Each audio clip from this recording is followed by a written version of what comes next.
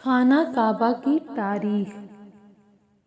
جب حضرت آدم علیہ السلام بہشت سے زمین پر تشریف لائے تو بارگاہ الہی میں عرض کیا کہ خدایا، میں یہاں نہ تو ملائکہ کی تسبیح و تکبیر سن سکتا ہوں اور نہ کوئی عبادت گاہ دیکھتا ہوں، جیسا کہ آسمان میں بیت المعمور دیکھتا تھا جس کے ارد گرد ملائکہ طواف کرتے تھے۔ جواب الہی آیا کہ جاؤ، جہاں ہم نشان بتائیں وہاں کعبہ بنا کر اس کے ارد گرد طواف بھی کر لو اور اس کی طرف نماز بھی ادا کرو۔ حضرت جبرائیل علیہ السلام ان کی رہبری کے لیے ان کے ساتھ چل پڑے اور انہیں وہاں لائے جہاں سے زمین بنی تھی، یعنی جس جگہ پر جاگ پیدا ہوا تھا، اور پھر وہی جاگ پھیل کر پوری زمین بنی۔ حضرت جبرائیل علیہ السلام نے اپنا پر مار کر 7ویں زمین تک بنیاد ڈال دی، جس کو ملائکہ نے 5 پہاڑوں کے پتھروں سے بھرا۔ بنیاد بھر کر نشان کے لیے چاروں طرف کی دیواریں اٹھائیں۔ اس طرف آدم علیہ السلام نماز پڑھتے رہے اور اس کا طواف بھی کرتے رہے۔ طوفان نوح تک کعبہ اسی حالت میں رہا۔ اس وقت وہ عمارت تو آسمان پر اٹھا لی گئی اور یہ کعبے کی جگہ اونچے ٹیلے کی طرح رہ گئی، مگر لوگ پھر بھی برکت کے لیے یہاں آتے تھے اور آ کر دعائیں مانگتے تھے۔ پھر حضرت ابراہیم علیہ السلام کے زمانے تک کعبہ اسی حالت میں رہا۔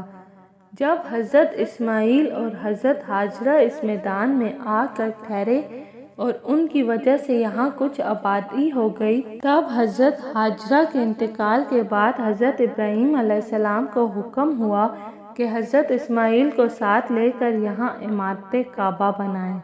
اس کی نشانی اس طرح فرمائی گئی کہ ایک بادل کا ٹکڑا بھیجا گیا تاکہ اس کے سائے سے کعبے کی حد مقرر کر لی جائے۔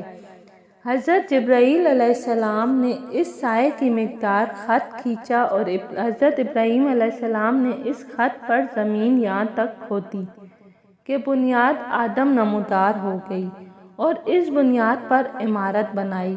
اس کی بلندی 9 ہاتھ اور رکن اسود سے رکن شامی تک کی دیوار 35 ہاتھ اور رکن شامی سے رکن غربی تک کی دیوار 22 ہاتھ اور رکن غربی سے رکن یمانی تک 31 ہاتھ، رکن یمانی سے پھر رکن اسود تک 20 ہاتھ۔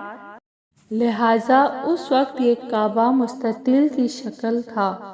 حضرت ابراہیم نے خانہ کعبہ کے اندر ایک تغار سا بنایا تھا جو مثل خزانہ کے تھا کہ کعبے کے لیے جو کچھ نظر تحفے میں آئے اس میں رکھے جائیں گے۔